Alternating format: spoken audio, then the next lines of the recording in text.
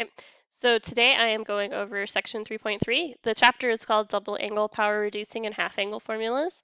The standards only for this class only go over double angle and half angle, so I'm not going to do power reducing, but if you would like, that's also in this chapter in the textbook. So double angles, what those are is I'm told an angle measure and I can recognize that it's double an angle measure that I already know.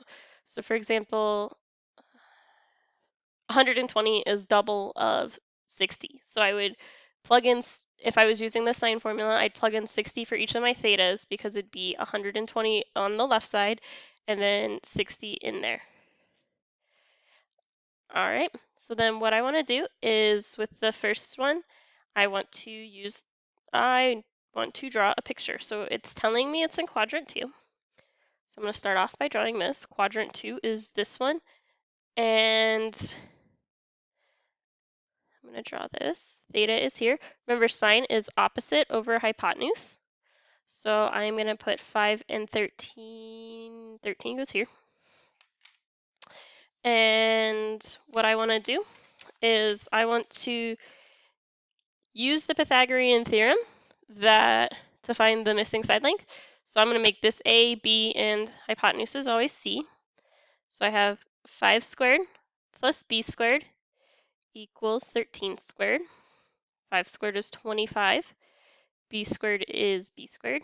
13 is 169. Then I want to go ahead and subtract 25 on both sides. And I get B squared equals 144. Square root of 144 is 12. Okay, so my missing side length is here. And then because we're in quadrant 2, remember this is a negative axis, this is a negative axis. That looks kind of weird. This one's positive and this one's positive. So numbers over here are going to be negative. And then I want to plug in. So what I want to do is I'm using the sine formula. So I'm going to do 2 sine of theta. I already know what that was. That was up here. So I'm going to plug in 5 over 13 for sine of theta. And then cosine of theta, I have to use this triangle to go find that. So cosine is adjacent over hypotenuse. So I'm going to use my adjacent side, which is negative 12, over my hypotenuse, which is 13. So when I have that written, I want to just multiply and simplify if I can. So 2 times 5 is 10.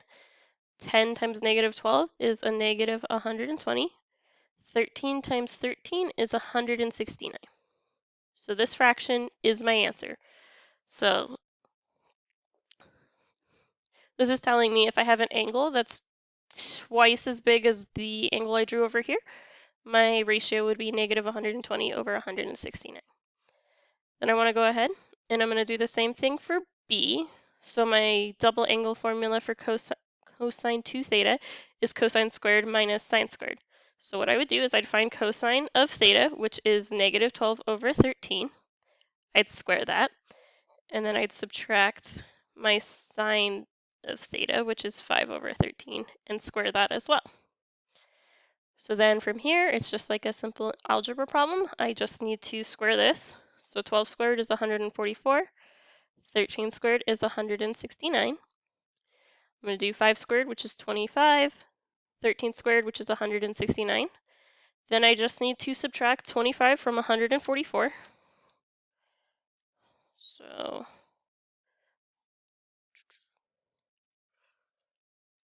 it gives me 119 over 169. Okay. Then I want to do the same thing for tangent. So I'm using this formula right here. So I have 2 times my tangent of theta. So tangent is opposite over adjacent. So I have 5 over negative 12 for my theta, or tangent theta. Then on the bottom, I'm going to have 1 minus that exact same thing, 5 over negative 12 squared. I want to simplify. So I have on the top, 2 times 5 is 10 over negative 12. On the bottom, I have 1 minus, and then I want to do my squaring. So I'm going to have 25 over 144 I'm just going to quickly draw a black line to separate my answers from A, B, and C. There we go. So then I'm going to rewrite, I'm going to simplify my numerator. So I'm going to have 5, negative 5 over 6. I can pull that negative on top. And then on the denominator, I'm going to turn this 1 into 144 over 144 because anything divided by itself is still 1. Minus 25 over 144. So now that my bottom of my fraction has the same denominator, I can combine like terms on the bottom. So I have negative 5/6 over 119 over 144. Remember, when I divide a fraction by a fraction, I have to flip it. So I have negative 5/6 times, it's going to become 144 on the top, times 119. And then I can type this in the calculator. So I have negative 5/6 times 144 over 119. And it gives me a decimal. If I go to math, my first choice is fraction. I press enter, and then I get negative 120 over 119. And that's my answer. Okay, then I am done with number 1. So moving on to number 2, it wants me to find the exact value, and this is kind of working backwards. So it has it already plugged into this side. I want to take my theta value and plug in for over here. So my printer did not print out, so I had to go back and handwrite this. I have 15 degrees as my theta value. So I'm going to plug in 15 over here on the left side of the equation. I'm going to have tangent, and then in parentheses 2 times 15. 2 times 15 is 30. So now I just need to find the tangent of 30 degrees. This is an angle we've been working with for quite some time. Tangent of 30 is square root of 3 over 3. And let me go find that chart. Remember, this was back in chapter 2 when we had that chart.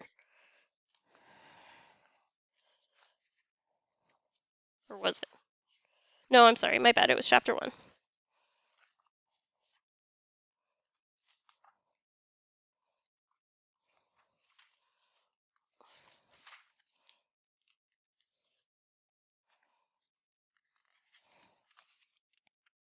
I apologize, I should have been more prepared when I started this recording.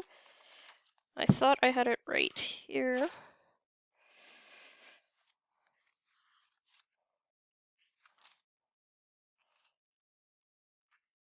Ah, here it is. So it's in 1.2 where we first wrote the chart out. Tangent of 30 is square root of 3 over 3. Okay. So number 3 is having me find the exact value of cosine 120. So this is telling me, I'm going to be using this formula, the cosine one. I want to find half of 120, which is 60. And I'm going to go ahead and plug in my values for 60. So I'm going to be finding cosine squared of 60 degrees, and then I'm going to be finding sine squared of 60 degrees. Cosine of 60 is 1/2. Sine of 60 is square root of 3 over 2, and then that gets squared. So then I just need to perform my operations. 1 squared is 1, 2 squared is 4. Over here I have 3 squared, which is 9. Or no, square root of 3 squared, which is not 9, it's the square root of 9, my bad. Square root of 9 is 3, and then 2 squared is 4. So I have 1 minus 3/4, which gives me negative 2/4. My numerator and denominator are both even, so I can divide them by 2 to simplify, and then I get my answer is negative 1/2.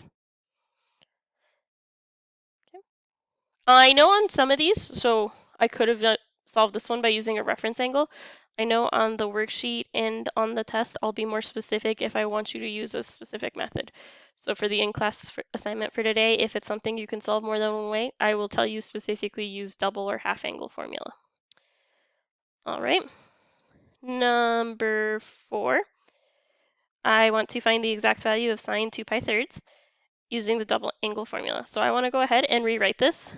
So 2 pi thirds divided by 2 is just pi thirds. So I am going to plug in pi thirds for my theta value. So I have 2 sine pi thirds cosine pi thirds. One thing, if you still haven't quite gotten it, remember pi thirds is the same thing as 60 degrees. So sine of pi thirds is square root of 3 over 2. Cosine of pi thirds is 1/2. So I'm going to multiply everything together on the top. I'm going to count my 2 as a top number over here. So I have 2 times square root of 3, just 2 square root of 3 times 1 is 2 square root of 3 on the top. On the bottom I have 2 times 2, which is 4. And then this simplifies out to just give me square root of 3 over 2.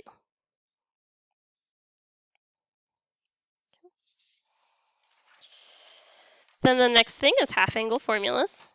So kind of the same thing we were doing, except I'm taking something and dividing it in half and plugging in. So sine and cosine are pretty straightforward.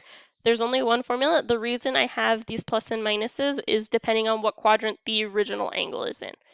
So if I have, for example, number 1, 112.5 is in the second quadrant. So I need to pay attention to whether or not cosine would be positive or negative in the second quadrant. And that's what the plus and minus out front means. Tangent has 3 formulas I can use to solve. All 3 of them work. Some of them kind of end up with numbers in different orders. That's fine as long as you have started with one of them and then simplified according to that.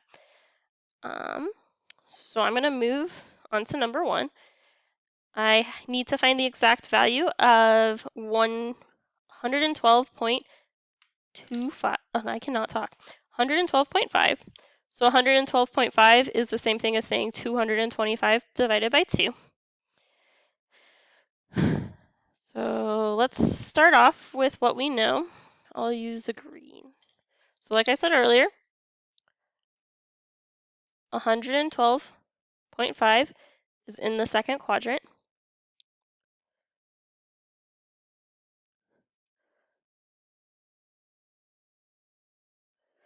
And remember, we have this chart. All students take calculus. So the only thing positive in the second quadrant is sine and cosecant, not cosine. So cosine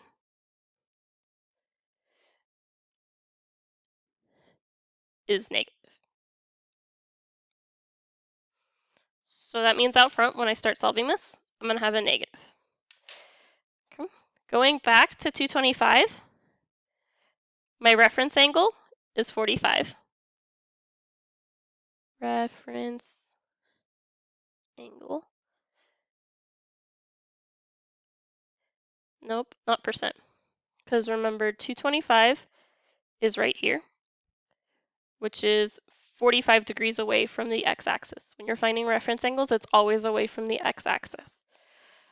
In the third quadrant, cosine is negative.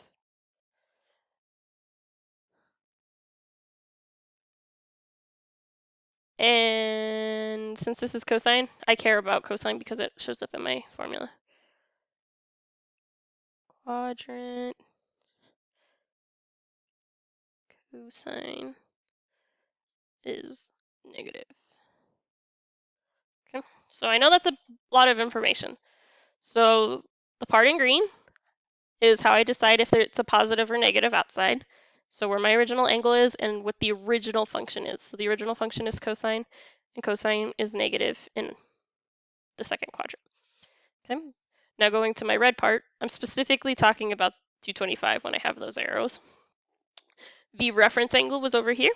45 is what I'm going to use when I plug in for cosine. And I needed to know if cosine was positive or negative in the third quadrant for this formula, the cosine inside the formula, not the cosine outside. So if I was doing tangent, I'd also have to figure out if, depending on which formula I was using, I'd have to figure out if sine was also positive or negative in the quadrant. Or I could just use this first one and not have to worry about sine. All right, so now I plug in. I have the negative on the outside, and then I have square root of 1 plus, we are going to use 45, and then because it's in the third quadrant, it's going to be a negative cosine over 2. This is all under the radical, by the way. Cosine of 45 is square root of 2 over 2. And then it's over 2 still. What I want to do is I want to go ahead and simplify the things under my radical.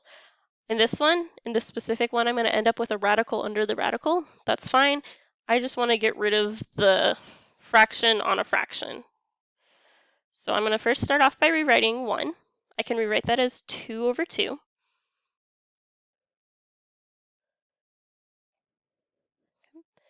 And then I'm going to rewrite my numerator of this giant fraction as 1 fraction. So I have 2 plus the square root of 2 over 2. This whole thing's over 2, and it's all under a square root. Then I want to take this, my bottom number. Remember, it is over a secret 1. So when I go to rewrite this, all still under the radical, by the way. So I have 2 plus square root of 2 over 2. And this bottom part, the 2 over 1, is going to flip and turn into 1/2 when I multiply across. Then I rewrite again. I have been forgetting to write my negative out front. Right, so I have 2 plus square root of 2 over 2 times 2 is now 4. What I can do from here is I can split my radical between the top and the bottom of my fraction. So I have negative square root of 2 plus the square root of 2 on my numerator. And on the bottom, I have the square root of 4. I can take the square root of 4. This is going to turn into negative square root of 2 plus square root of 2 on the top and 2 on the bottom, which is my final answer here. Okay. Moving on to number 2. 75 is positive in the first quadrant. First quadrant. And I'm going to rewrite 75 as 150 divided by 2. This would give me a 30-degree reference angle.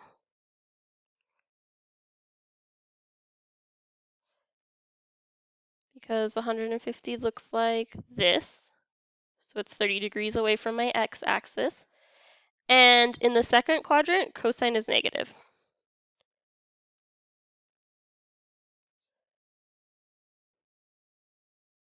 Negative.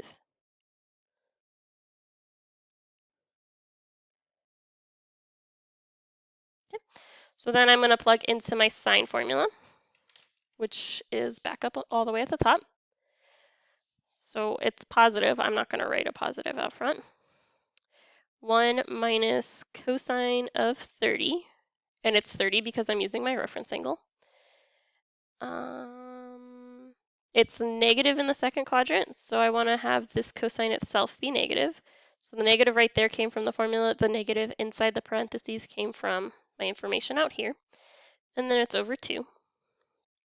I want to go ahead and rewrite that. So I have the square root of 1 plus, I'm going to not write cosine 30 this time. I'm going to write the value of cosine 30, which is square root of 3 over 2, all over 2. And then just like number 1, I'm going to go ahead and rewrite until I get rid of the fraction over a fraction.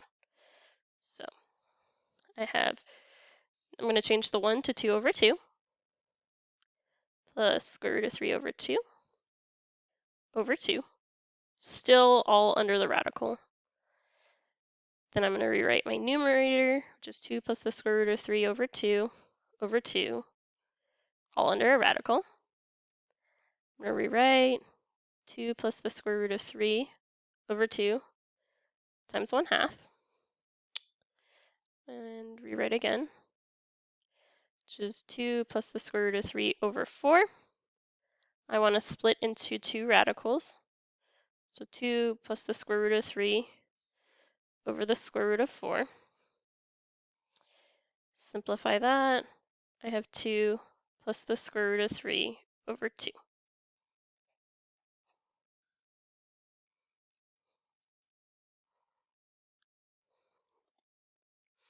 Okay. Number 3 is verifying an identity. I can use anything I've learned up until this point. I can use the double angle, half angle, and then the Pythagorean theorems we've learned before, identity theorems, reciprocal. I think that's it we've learned so far for that. So what I'm going to do is, like I said before in class, I usually start with the side with more things to it because that's easier to simplify than it is to expand. So I'm going to leave the tangent theta all alone. And then I'm going to worry about this side. So what I'm going to do is I'm going to use the double angles. So the formula is from the front.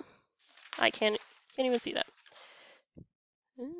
These ones. I'm going to use the double angle formulas from the front to expand my left side, right side. I don't know my left from right. Right side of my formula. So the 1's going to stay the same. There's nothing to change there. And then instead of cosine 2 theta, I am going to write in parentheses, because it follows the minus sign, I'm going to write cosine squared theta minus sine squared theta. And then instead of sine 2 theta, I'm going to write 2 sine theta cosine theta. So what this did is it got rid of the 2 in front of my theta. So now at least all my thetas match up on here.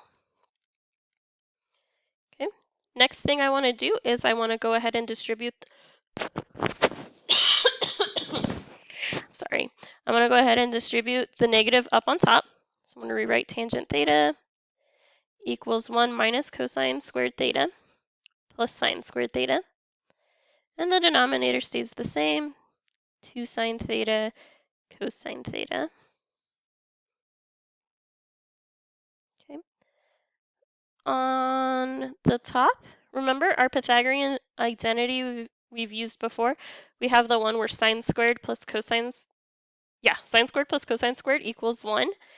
I'm going to write this off to the side in red. So the one we've used before, cosine squared theta, equals 1. I can rewrite this. So if I subtracted cosine squared theta on both sides, I could rewrite it so that my sine squared theta equals 1 minus cosine squared theta. I don't want to highlight because I wrote in red. I'll underline in green. Notice this piece and this piece are the same. I did not mean to cross that out. So I can replace that piece I just wrote with 2 sine theta. 2 sine, nope. What am I saying? Sine squared theta. I knew what I wanted. I wasn't saying. So I have tangent theta equals sine squared theta. And then the sine squared theta didn't change. So it's still sine squared theta. On the bottom, I have 2 sine theta cosine theta. Then I want to rewrite my top because I can combine like terms. So I have tangent theta equals 2 sine squared theta over 2 sine theta cosine theta.